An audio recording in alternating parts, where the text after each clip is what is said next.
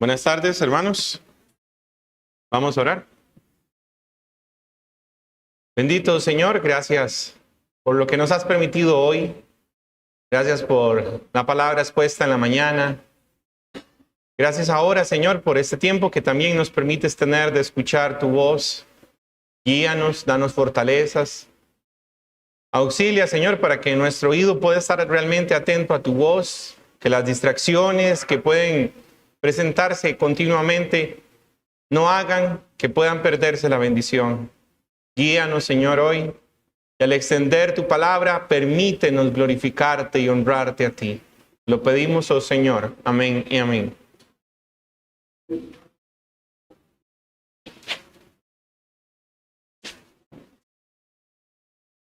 ¿Eh? Siempre hay algo que voy a decir todas las tardes y se me olvida decir. Entonces, hoy sí me acordé. Yo sé que ahorita, normalmente en las tardes, aquí en Alajuela hace bastante sol. Y es difícil mantenerse con los ojos abiertos y todo. Entonces, les quería más bien brindar este tiempo, hermanos, para que ahorita que nos estamos acomodando, si alguno tiene que levantarse, ir a mojarse la cara un toquecito, si alguno tiene que estar un poco de pie, lo haga. No por mi predicación, porque al final yo soy un vil instrumento, pero sí creo que es una predicación en la que vamos a escuchar la palabra de Dios y es importante estar atentos a su voz. Entonces, que este tiempo tómelo. Si usted siente que el cansancio le está agotando, vaya un momento al baño, refrésquese, o si tiene que ponerse de pie y ir atrás un momento, hágalo. Creo que es importante.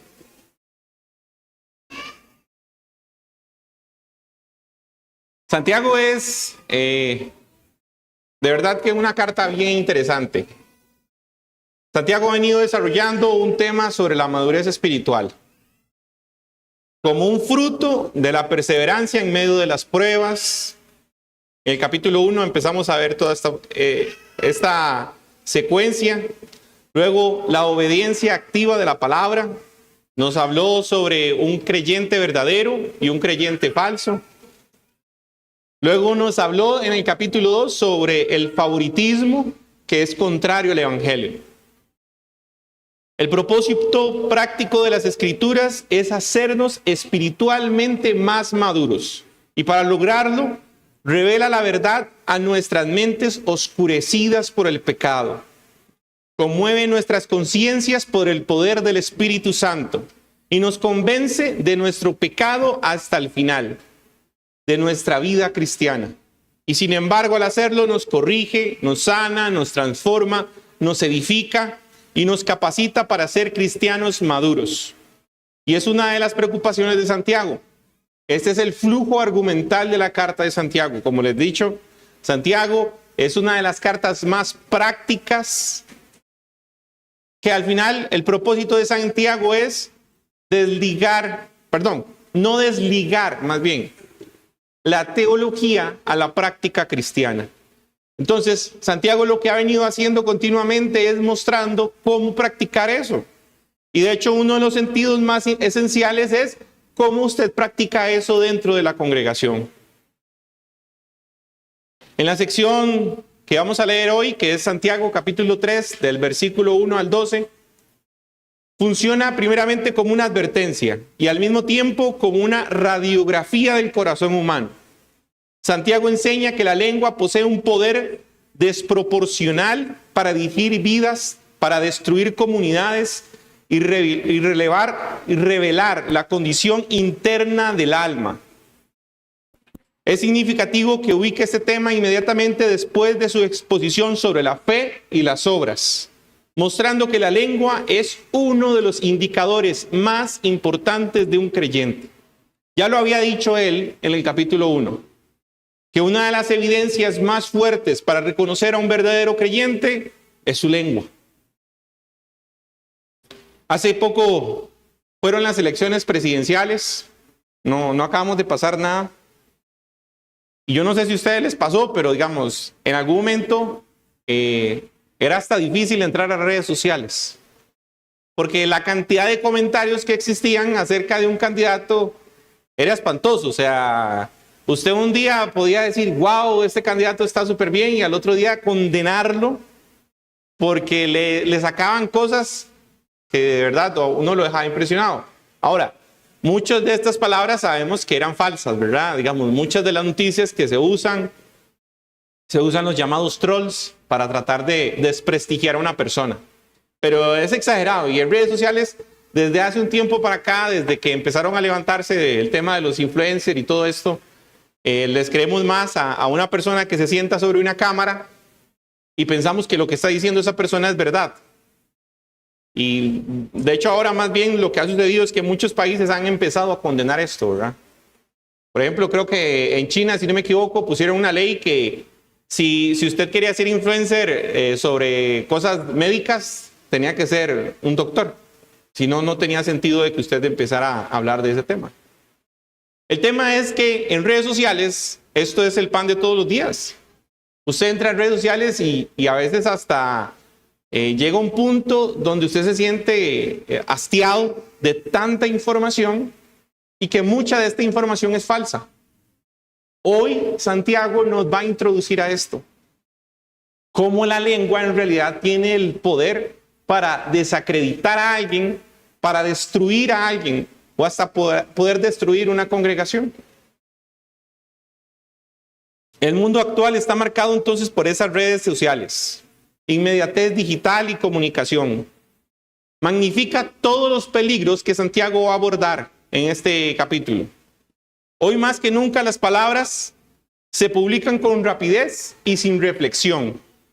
Las plataformas amplían tanto la gracia como el veneno que la habla. El discurso público está saturado de popularización, orgullo, murmuración y violencia verbal. Y hasta las cosas que parecen santas podrían no serlo. Recuerdo hace poco que cayó, de verdad que fue algo que nos dolió a muchos hermanos. Cayó un hermano en la fe con un pecado, y eso se volvió la comidilla dentro de la iglesia cristiana. Y usted dice, ¿cómo algo que le está afectando a mi hermano se vuelve un chisme? Cuando yo debería de entender que si eso le afecta a mi hermano, lo que debería de ser yo, y si me llego a dar cuenta, debería orar por él. Orar para que Dios tenga misericordia de él y de su familia. Pero en lugar de eso se ha convertido en un chisme. Se convirtió en una farándula cristiana donde todos trataban de postear cómo los hombres de Dios caen. Y de verdad que uno se da cuenta que el ser humano hoy por hoy usa su lengua de la peor manera posible. La iglesia necesita recuperar la visión bíblica del habla como un acto moral y espiritual. Santiago nos llama a discernir la condición del corazón a través de nuestras palabras. Tratar el pecado del habla con la misma seriedad que cualquier otro pecado. Y depender de la gracia transformadora de Cristo para producir una habla santa. Así es que este pasaje no solo es una advertencia severa, sino una invitación pastoral a vivir bajo el señorío de Cristo, aún de nuestra lengua.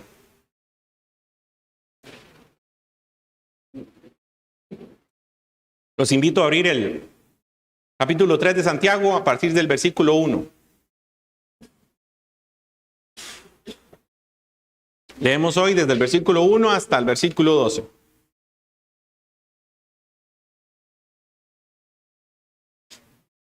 Hermanos míos, no os hagáis maestros muchos de vosotros, sabiendo que recibiremos mayor condenación. Porque todos ofendemos muchas veces. Si alguno no ofende en palabra, este es varón perfecto, capaz también de refrenar todo el cuerpo.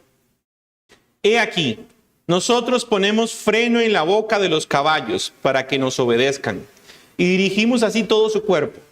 Mirad también las naves, aunque tan grandes y llevadas de impetuosos vientos, son gobernados con un muy pequeño timón por donde el que las gobierna quiere.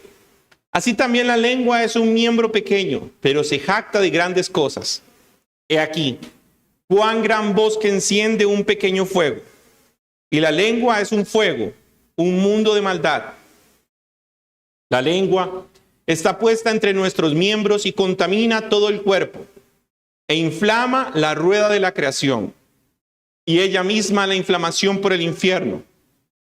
Porque toda naturaleza de bestias, de aves y de serpientes y de seres del mar se doma, y ha sido domada por la naturaleza humana. Pero ningún hombre puede domar la lengua, que es un mal que no puede ser frenado, llena de veneno mortal. Con ella bendecimos al Dios Padre, y con ella maldecimos a los hombres, que están hechos a la semejanza de Dios.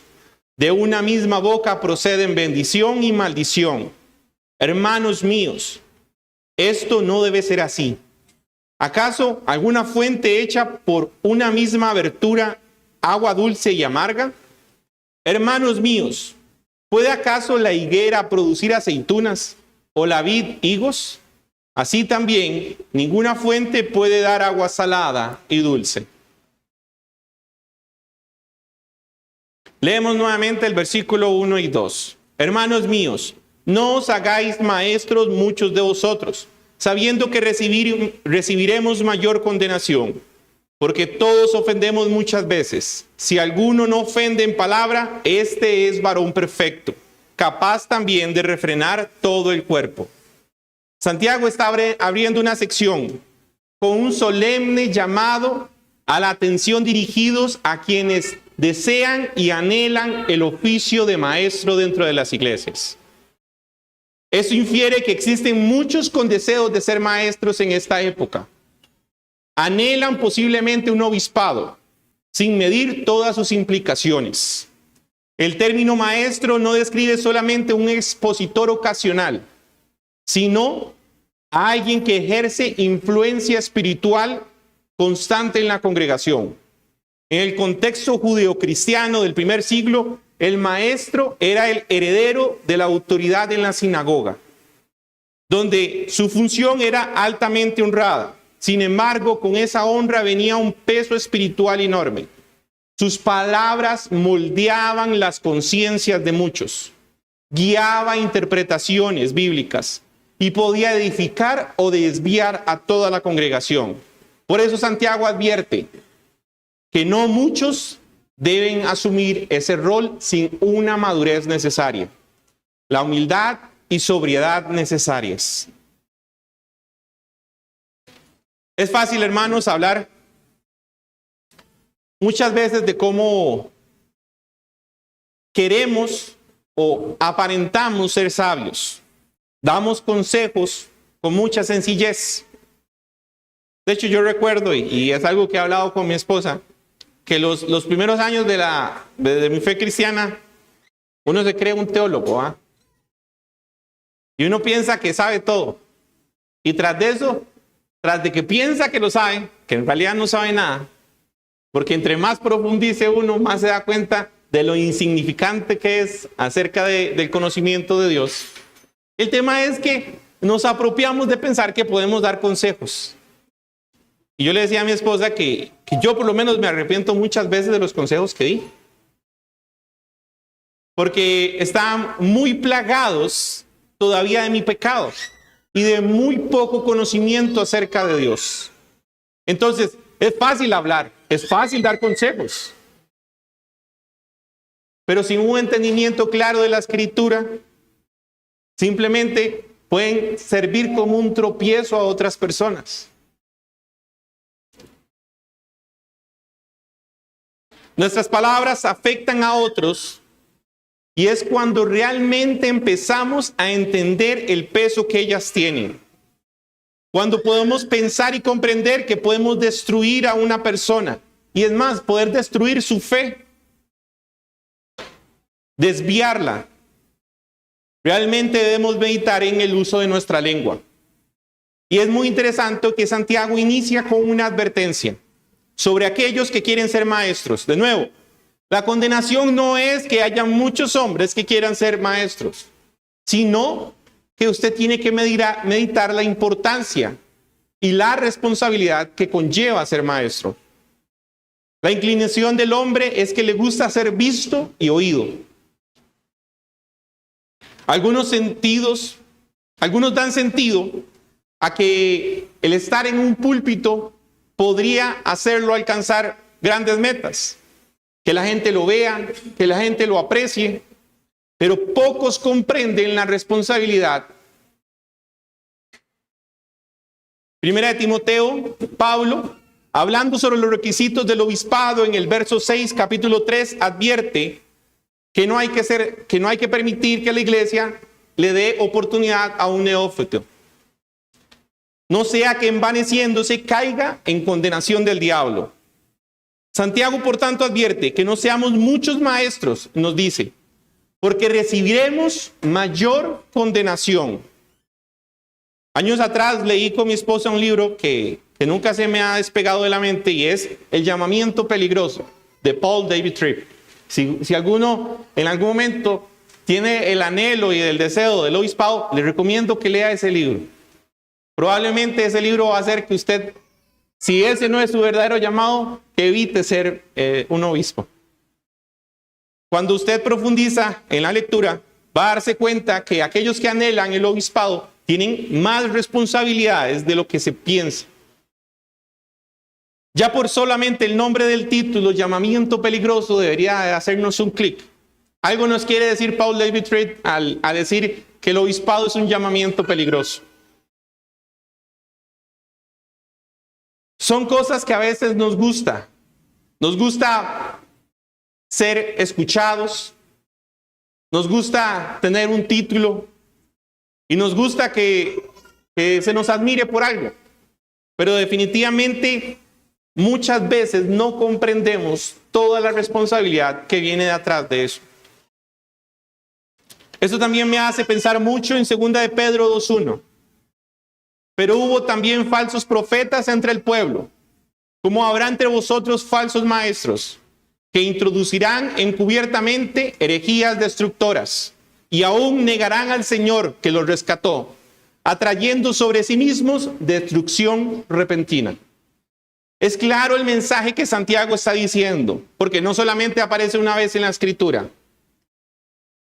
El ponerse en un lugar, el exponer la palabra de Dios, o es más, tan solo el dar consejos acerca de la palabra de Dios, sin un entendimiento claro de la palabra de Dios, definitivamente puede llevarnos a tener mayor condenación.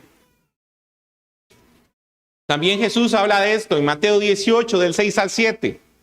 Y cualquiera que haga tropezar a alguno de estos pequeños que creen en mí, mejor le fuera, y me encanta la expresión, que se colgase del cuello una piedra de molino de asno y que se le hundiese en lo profundo del mar.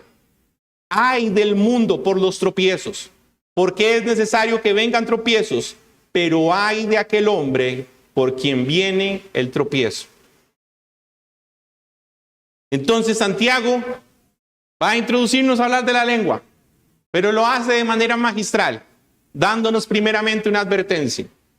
Y en especial, aunque parece que el mensaje es exclusivamente a aquellos que quieren ser obispos, en realidad el mensaje es para cualquier persona que cree que tiene la capacidad de dar consejos sin un entendimiento claro de la Escritura.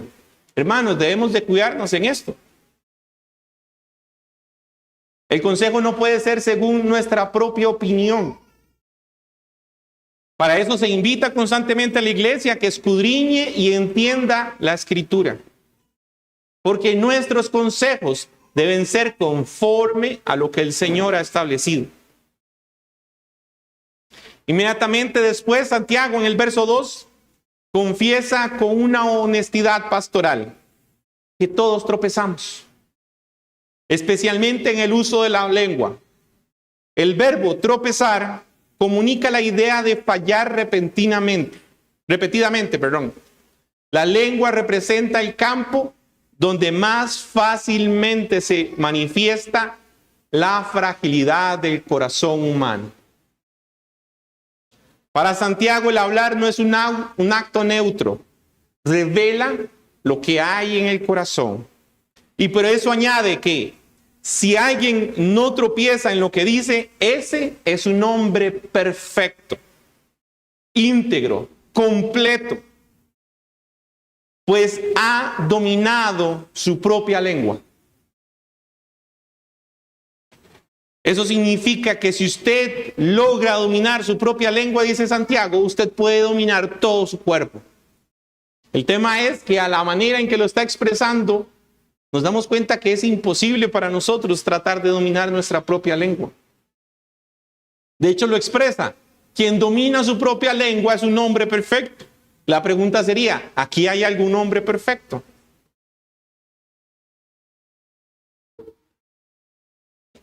La realidad es que no. Por lo tanto, Santiago representa dos verdades fundamentales en esta introducción. Primero, el oficio de maestro es un llamado santo y de gran responsabilidad, pues cada palabra enseñada será evaluada delante de Dios. Y segundo, la lengua es el principal indicador del estado interior del corazón. Y su dominio es una señal clara de una verdadera madurez espiritual. Aunque claro está, no hemos dominado nuestra propia lengua a plenitud, entre mayor acercamiento tenga usted al Señor, entre mayor madurez tenga usted con Dios, definitivamente usted empieza a aprender a callar más, a guardar más silencio. Con mi esposa siempre hablo que hemos llegado a la conclusión de que solo cuando alguien nos pida consejo, vamos a dar un consejo. Si nadie me está pidiendo consejo, ¿para qué voy a ir a decir algo que probablemente después me voy a arrepentir? Entonces, aprendemos más a callar, a guardar silencio, porque entendemos que muchas veces accionamos nuestras palabras, pero no las medimos. Luego el texto nos dice, he aquí, nosotros ponemos freno en la boca de los caballos para que nos obedezcan, y dirigimos así todo su cuerpo. Mirad también las naves, aunque tan grandes y llevadas de impetuosos vientos, son gobernadas con un muy pequeño timón, por donde el que las gobierna quiere. Así también la lengua es un miembro pequeño, pero se jacta de grandes cosas. Santiago ahora introduce dos ilustraciones hermosas y claras. Y las trata de ilustrar de tal manera que cualquier persona pueda comprenderlas. El bocado en la boca del caballo y el timón que dirige un enorme barco. Ambas imágenes revelan una verdad universal. Cosas pequeñas pueden ejercer un control inmenso. El bocado en la boca del caballo. El caballo, un animal fuerte y veloz, de gran imponencia, es sometido mediante un pequeño instrumento de metal colocado en su boca. Este freno no solo lo detiene, sino que puede dirigir completamente su trayectoria. Así Santiago enseña que la lengua, aunque pequeña, tiene la capacidad de dirigir toda la vida del ser humano. Lo que decimos afecta decisiones, relaciones, reputación. Dirige también el rumbo de un hogar, incluso el testimonio de una iglesia entera. Luego nos da la segunda ilustración, el timón que maneja una gran nave. Una embarcación impulsada por vientos fuertes. No sé si han visto en algún momento películas donde vemos a barcos ser casi que destrozados por vientos impetuosos. Y ahora nos dice Santiago que ese barco, aún dentro de esa tormenta, es manejado por un pequeño timón. Nos dice que este timón contiene el rumbo y dirige toda la nave. El piloto no solo con un leve movimiento determina el destino de todos los pasajeros, sino que Santiago utiliza esta imagen para mostrar que la lengua, aunque minúscula, pequeña en tamaño, posee el poder capaz de establecer dirección moral y espiritual. De esta manera, Santiago afirma que el hablar nunca es insignificante. La lengua no solo expresa, orienta, encamina, influye y determina. Unas pocas palabras pueden encender la esperanza o destruir la confianza. Y yo no sé si ustedes lo han pasado.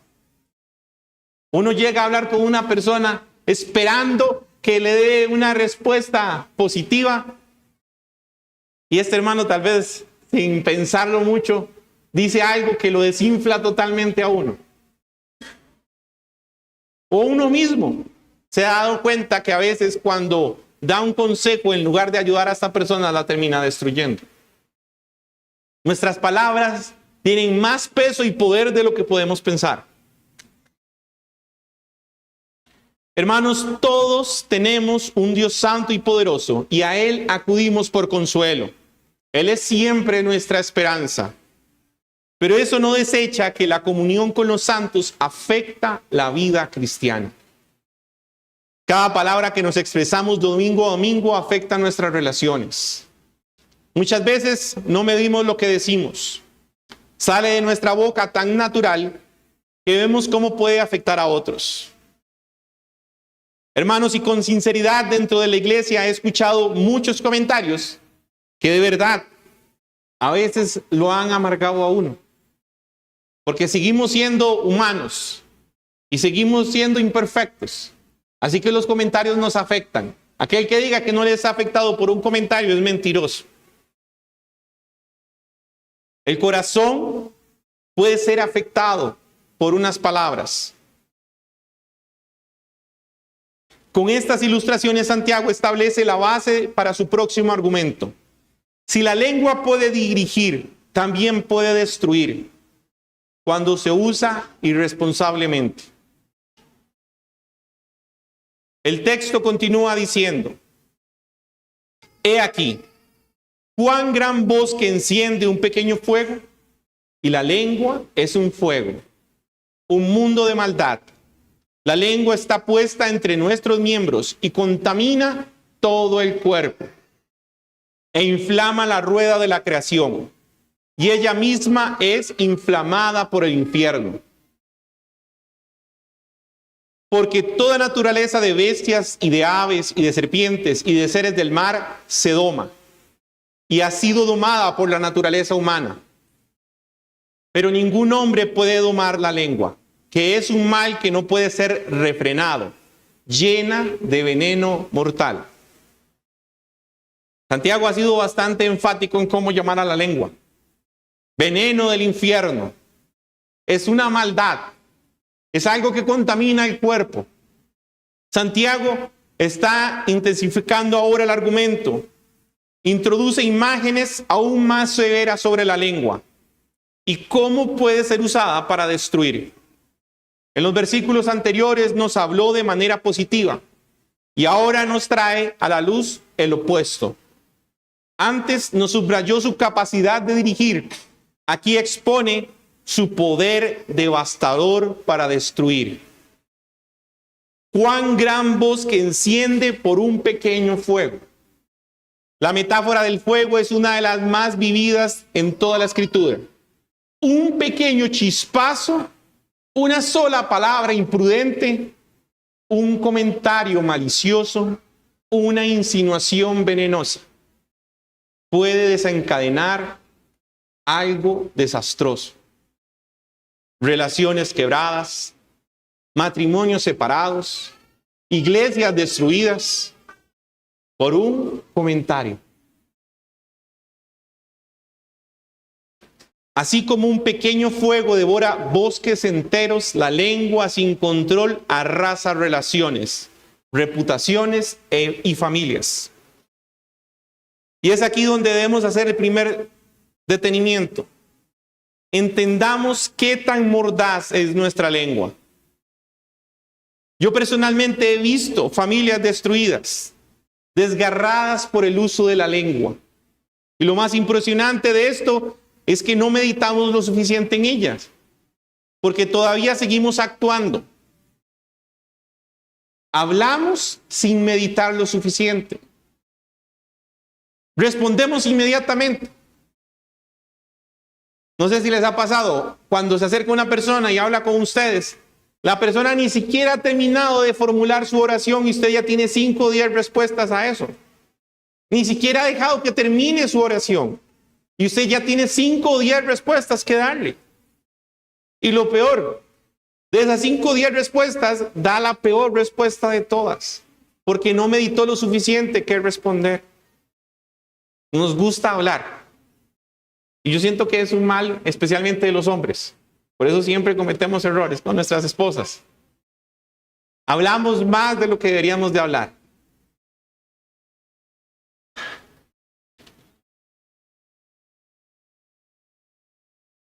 El creyente no puede ser ignorante de esta verdad. Nuestra lengua destruye. Quiero ser muy claro ahora. De verdad medité lo suficiente en las siguientes palabras.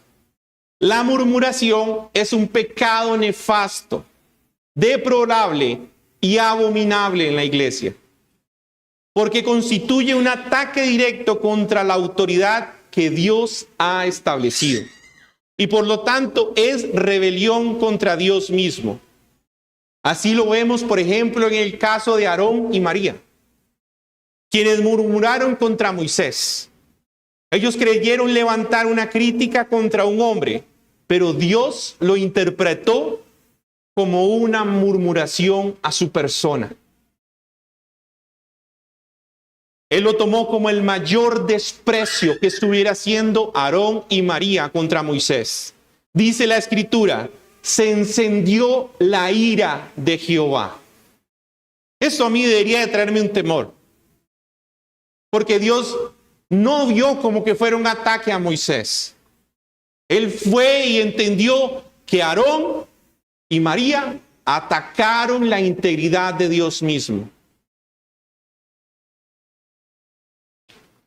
Él defendió a su siervo y juzgó severamente las murmuraciones. Nos dice que María inmediatamente quedó leprosa. De igual manera, cuando un creyente murmura contra la iglesia o contra un hermano, en realidad murmura contra Cristo, porque la iglesia es su cuerpo. Por eso la murmuración no es un pecado pequeño. Es una lengua que no se dejó frenar. Es un veneno espiritual que destruye la unidad, ataca el amor y desafía la soberanía de Dios. Por eso muchas veces se ha dicho en la iglesia que la murmuración es un pecado atroz. Y quiero tomar ese paréntesis sobre la predicación y ser enfático. La murmuración es un pecado atroz para la iglesia. Filipenses 2:14. La murmuración contradice el carácter cristiano. Se nos manda a hacer todo sin murmuración, porque murmurar contamina el testimonio y rompe la unidad del cuerpo de Cristo. Santiago 4:11. Hermanos, no murmuréis los unos a los otros. El que murmura del hermano y juzga a su hermano, murmura de la ley y juzga a la ley. ¿Entienden cómo lo está equiparando Santiago? Santiago está diciendo que si murmuramos contra la iglesia o contra nuestro hermano, es igual que murmurar contra la ley de Dios. Contra esto lo está equiparando. Porque recordemos, cuando hablamos de la ley y la segunda parte de la ley, nos habla del amor al prójimo. Murmurar, nos está diciendo Santiago en 4:11, es juzgar la ley de Dios. El que habla mal del hermano se coloca como un juez más grande que Dios. La lengua, dice el texto, es como un fuego, un mundo de maldad. Aquí Santiago no suaviza su lengua.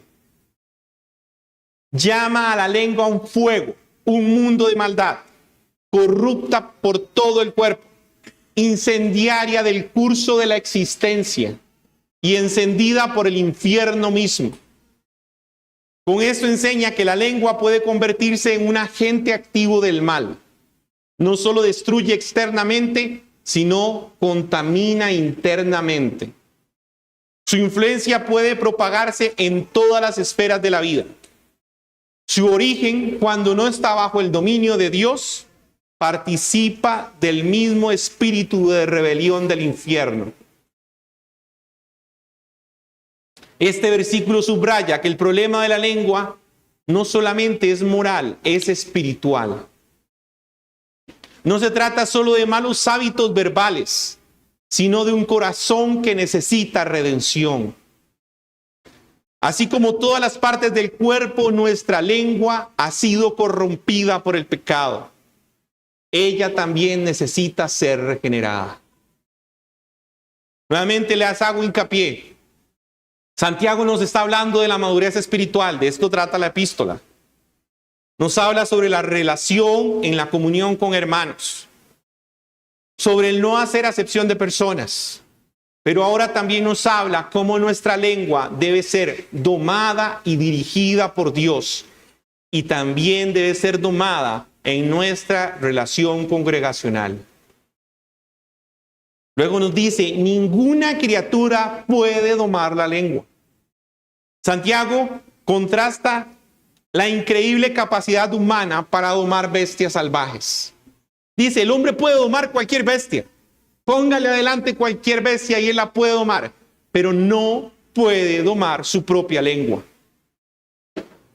Nuestra incapacidad para controlar la lengua muestra nuestra incapacidad para cambiar. Podemos someter a la creación, pero no podemos someternos a nosotros mismos. La lengua es descrita como un mal turbulento, siempre inquieta, inestable y lista para desatar daño, llena de veneno mortal.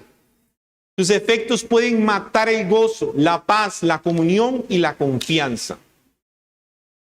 Vea un matrimonio destruido por la lengua. Verá un matrimonio destruido en confianza. Cuando usted ha perdido la confianza de un hermano por algún comentario que le ha hecho o por un comentario que le hicieron, usted deja de tener una buena relación y sana relación con esa persona. Ya no confía en esa persona. El mensaje es claro. La lengua no puede ser domada por el hombre natural, solo por el Espíritu Santo mediante la obra regeneradora de Jesucristo. Santiago revela la naturaleza moral de la lengua y su potencial destructivo.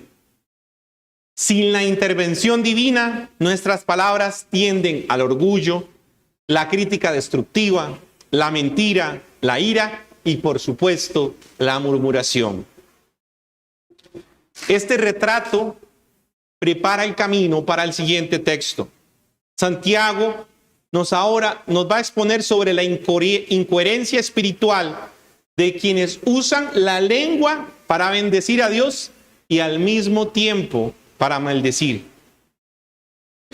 Nos dice el texto, con ella bendecimos al Dios Padre y con ella maldecimos a los hombres, que están hechos a la semejanza de Dios.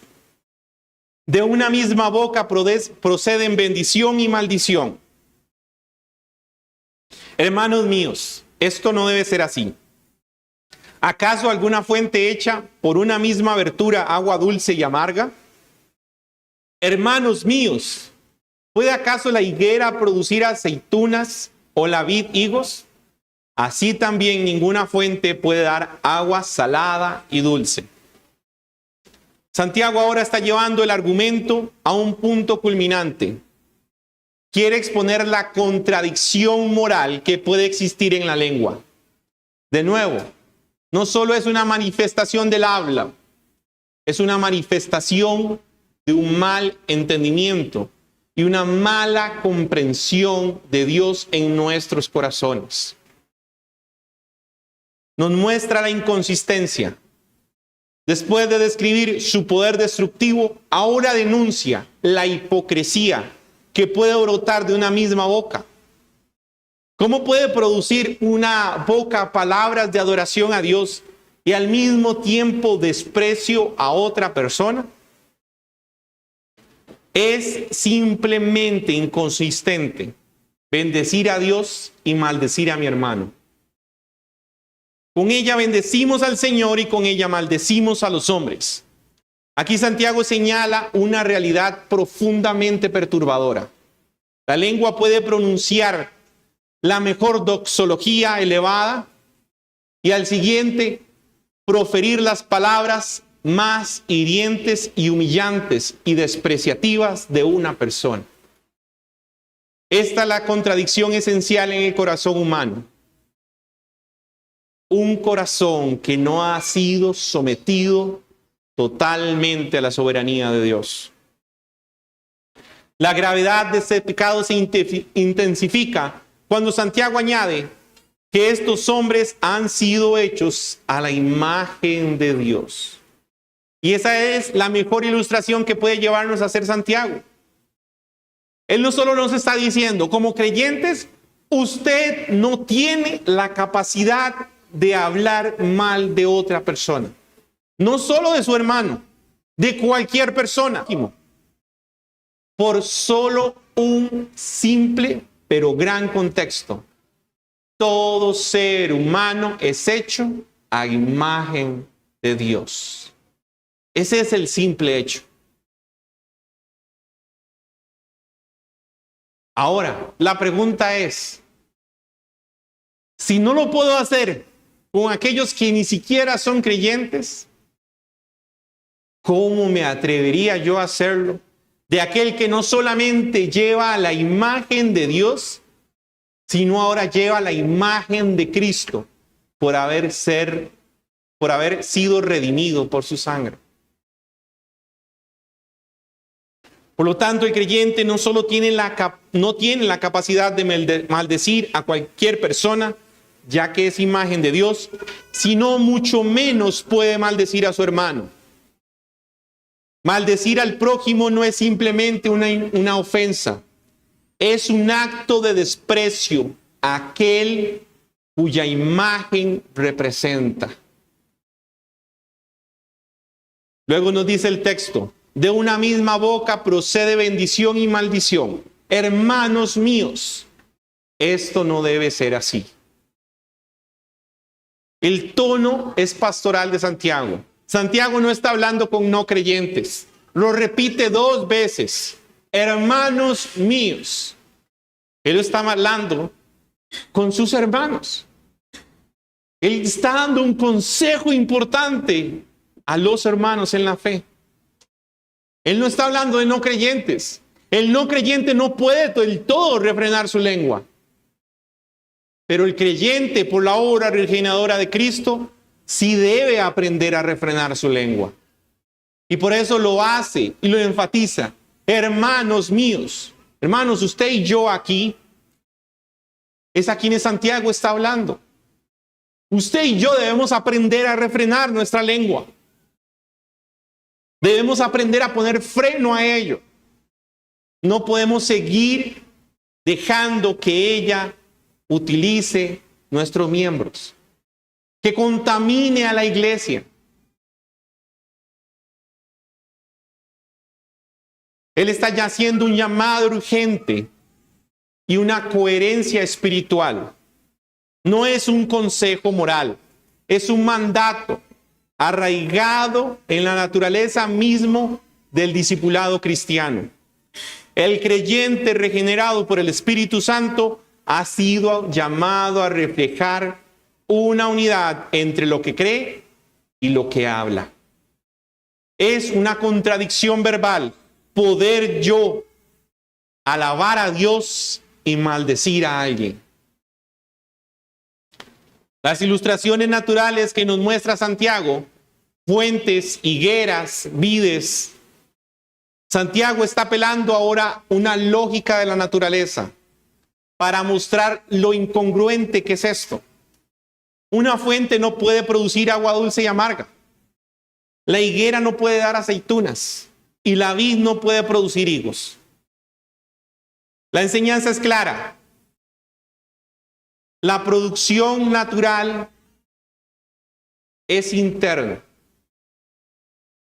Lo que sale de la boca revela la condición real del corazón. Así como la naturaleza no se contradice a sí misma, el creyente tampoco debería presentar una vida incoherente.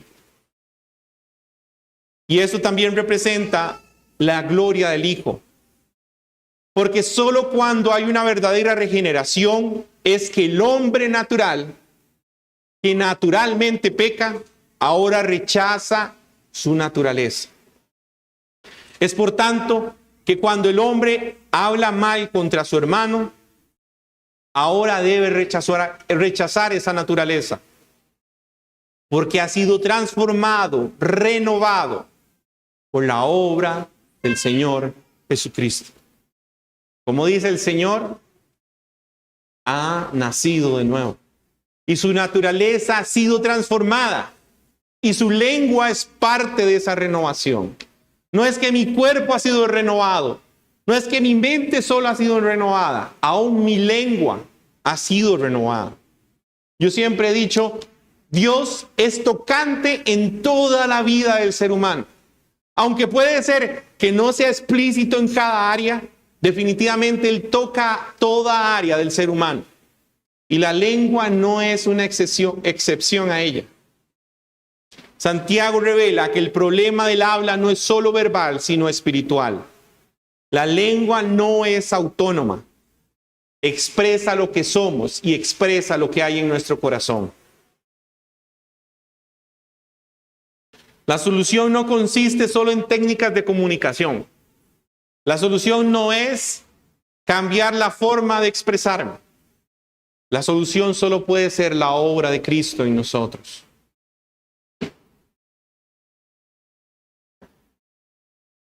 De este modo, Santiago concluye su exposición mostrando que la lengua es un espejo fiel del alma. Si bendecimos a Dios, debemos honrar su imagen en nuestro prójimo. Solo así el hablar del creyente será verdaderamente confirmado, íntegro y lleno de vida.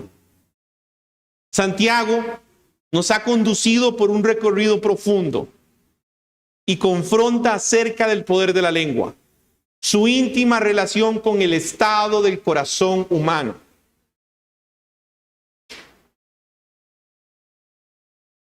Cada parte de Santiago es un grito enorme que nos recuerda la desconexión entre el corazón de Dios y el corazón del hombre.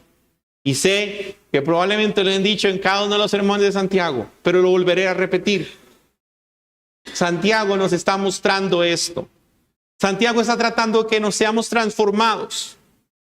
Tenemos que ser transformados en nuestros pensamientos.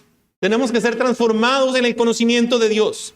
Tenemos que ser transformados en el conocimiento de nosotros mismos. Y ahora Santiago nos dice, tenemos que ser transformados en nuestra lengua. Eso es un fruto de la madurez espiritual del creyente.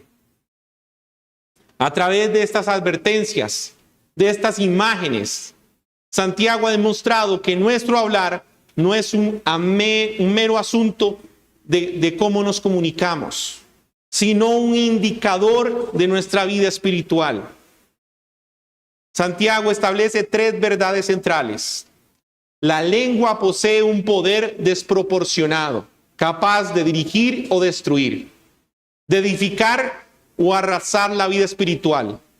La lengua revela la condición del corazón, pues nuestras palabras no son accidentales, sino fruto de lo que hay y quién gobierna nuestros corazones. El problema de la lengua es espiritual. Por ello, ningún hombre natural puede domarla.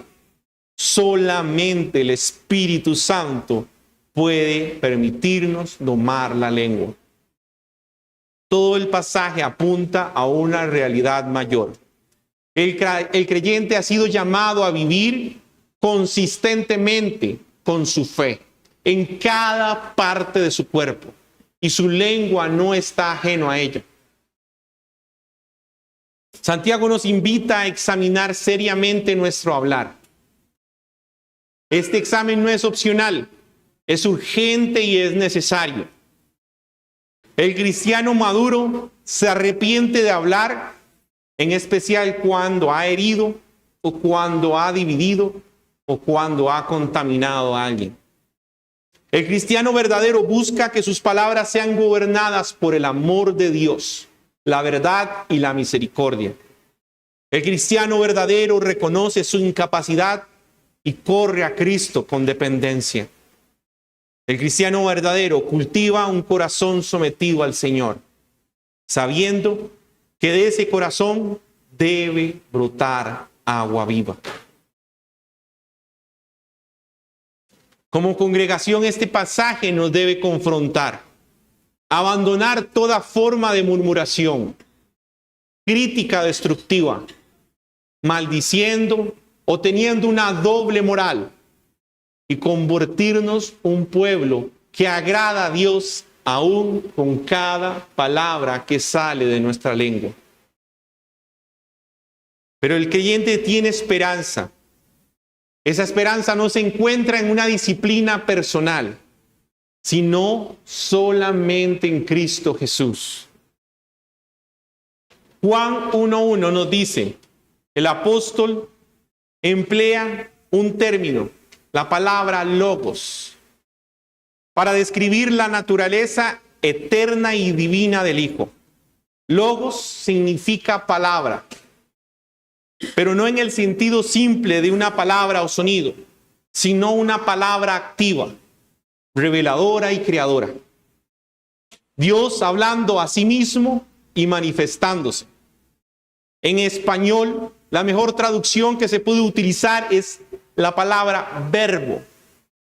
Es la opción más cercana a la traducción de logos, que transmite esta misma idea. El verbo es aquello que le da acción a la oración, ¿cierto? No es solo una palabra hablada. Así que cuando Juan nos está hablando en Juan 1:1, en el principio era el verbo, y el verbo era con Dios, y el verbo era Dios, afirma que Jesús es la palabra eterna, el logos, la persona y la divinidad, por medio del cual Dios creó y sostiene toda la revelación humana. En Génesis nos dice que toda la creación ocurre cuando dijo Dios. Leemos, y dijo Dios sea la luz, y fue la luz. Luego dijo Dios haya expansión. Dijo también Dios júntense en las aguas. La palabra divina y activa, eficaz. ¿Qué es lo que quiero decirles con esto? Cuando Juan está citando que el verbo era en el principio, nos está diciendo que Jesús era en el principio. Y Jesús es igual al logos. Y logos es la palabra activa.